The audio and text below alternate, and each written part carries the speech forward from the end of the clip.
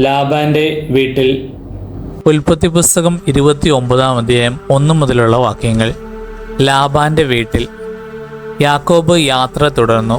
കിഴക്കുള്ളവരുടെ ദേശത്ത് അവൻ എത്തിച്ചേർന്നു. അവിടെ വയലിൽ ഒരു കിണർ കണ്ടു. അതിനു ചുറ്റും 3 ആട്ടിൻപറ്റങ്ങളും. ആ കിണറ്റിൽ നിന്നാണ് ആടുകൾക്കെല്ലാം വെള്ളം കൊടുത്തിരുന്നത്. വലിയൊരു കല്ലുകൊണ്ട് കിണർ മൂടിയിരുന്നു. ആട്ടിൻപറ്റങ്ങളെല്ലാം എത്തിച്ചേരുമ്പോൾ അവർ കിണറ്റുവക്കത്ത് നിന്ന് കല്ലുരുട്ടി മാറ്റി ആടുകൾക്ക് വെള്ളം കൊടുക്കും. അത് കഴിഞ്ഞ് കല്ല് ഉരുട്ടി വെച്ച് കിണറടയ്ക്കുകയും ചെയ്യും. യാക്കോബ് അവരോട് ചോദിച്ചു, സഹോദരന്മാരെ, നിങ്ങൾ എവിടെ നിന്ന് വരുന്നു? ഹാരാനിൽ നിന്ന് എന്നവർ മറുപടി പറഞ്ഞു. അവൻ വീണ്ടും ചോദിച്ചു, നിങ്ങൾ നാഹോറിൻ്റെ മകൻ ലാബാനെ അറിയുമോ? അറിയും എന്ന് അവർ പറഞ്ഞു. അവന് സുഖമാണോ? അവൻ ചോദിച്ചു. അതെ, അവർ പറഞ്ഞു. ഇതാ അവൻ്റെ മകൾ റാഹേൽ ആടുകളുമായി വരുന്നു.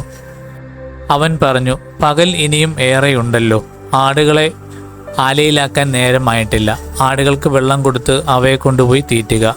അവർ പറഞ്ഞു, അങ്ങനെയല്ല, ആട്ടിൻപറ്റങ്ങളെല്ലാം വന്നെത്തുമ്പോഴേ കല്ലുരുട്ടി മാറ്റി ആടുകൾക്ക് വെള്ളം കൊടുക്കാറുള്ളൂ.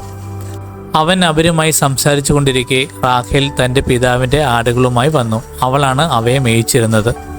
തൻ്റെ മാതൃ സഹോദരനായ ലാബാൻ്റെ മകൾ റാഹേലിനെയും അവൻ്റെ ആടുകളെയും കണ്ടപ്പോൾ യാക്കോബ് ചെന്ന് കിണർ മൂടിയിരുന്ന കല്ല് ഉരുട്ടി മാറ്റുകയും ലാബാൻ്റെ ആടുകൾക്ക് വെള്ളം കൊടുക്കുകയും ചെയ്തു. പിന്നീട് അവൻ റാഹേലിനെ ചുംബിക്കുകയും ഉറക്കെ കരയുകയും ചെയ്തു. താൻ അവളുടെ പിതാവിൻ്റെ ബന്ധുവും റബേക്കയുടെ മകനുമാണെന്ന് യാക്കോബ് അവളോട് പറഞ്ഞു. അവൾ ഓടിച്ചെന്ന് പിതാവിനെ വിവരം അറിയിച്ചു.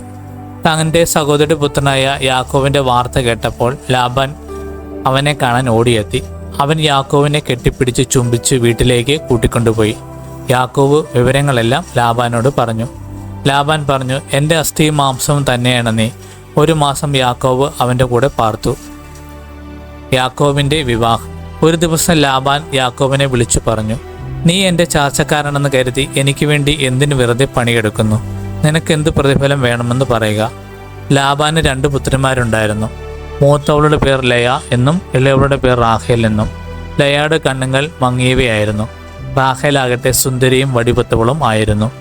യാക്കോബ് റാഹേലിന് അനുരക്തനായി. അവൻ ലാബാനോട് പറഞ്ഞു, അങ്ങയുടെ ഇളയ മകളായ റാഹേലിന് വേണ്ടി 7 കൊല്ലം അങ്ങയുടെ കീഴിൽ ഞാൻ ജോലി ചെയ്യാം. ലാബാൻ പറഞ്ഞു, അവളെ മറ്റാർക്കെങ്കിലും കൊടുക്കുന്നതിനേക്കാൾ നല്ലത് നിനക്ക് തരുന്നതാണ്. എൻ്റെ കൂടെ പാർത്തുകൊള്ളുക.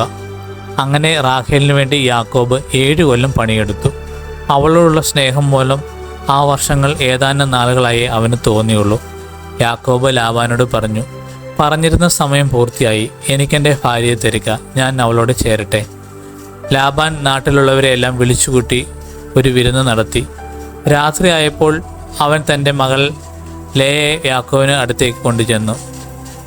അവൻ അവളോട് കൂടെ ശയിച്ചു. ലാബാൻ ലേയയ്ക്ക് പരിചാരികയായി തൻ്റെ അടിമയായ സിൽഫായെ കൊടുത്തു. നേരം വെളുത്തപ്പോൾ ലേയാണ് തനിക്ക് ലഭിച്ചതെന്ന് അവൻ മനസ്സിലാക്കി. അവൻ ലാബാനോട് പറഞ്ഞു, എന്താണ് അങ്ങ് ഈ ചെയ്തത്? റാഹേലിന് വേണ്ടിയില്ലേ ഞാൻ പണിയെടുത്തത്? എന്നെ ചതിച്ചത് എന്തിന്? ലാബാൻ പറഞ്ഞു, മൂത്തമ്മൾ നിൽക്കെ ഇളയവളെ പറഞ്ഞയക്കുക ഞങ്ങളുടെ നാട്ടിൽ പതിവില്ല. ഇവരുടെ വിവാഹവാരം പൂർത്തിയാകട്ടെ, അതിനുശേഷം ഇളയവളെ നിനക്ക് തരാം. 7 വർഷത്തേക്ക് കൂടി നീ എനിക്ക് വേണ്ടി വേല ചെയ്യണം. യാക്കോബ് സമ്മതിച്ചു. വിവാഹവാരം പൂർത്തിയായപ്പോൾ ലാബാൻ തൻ്റെ മകളായ റാഹേലിനെ അവന് ഭാര്യയായി നൽകി. തൻ്റെ അടിമയായ ബിൽഹായെ ലാബാൻ റാഹേലിന് പരിചാരകയായി നൽകി. യാക്കോബ് റാഹേലിൻ്റെ കൂടെയും ശയിച്ചു. അവൻ ലേയേക്കാൾ കൂടുതൽ റാഹേലിനെ സ്നേഹിച്ചു. 7 വർഷം കൂടി അവൻ ലാബാൻ്റെ കീഴിൽ വേല ചെയ്തു.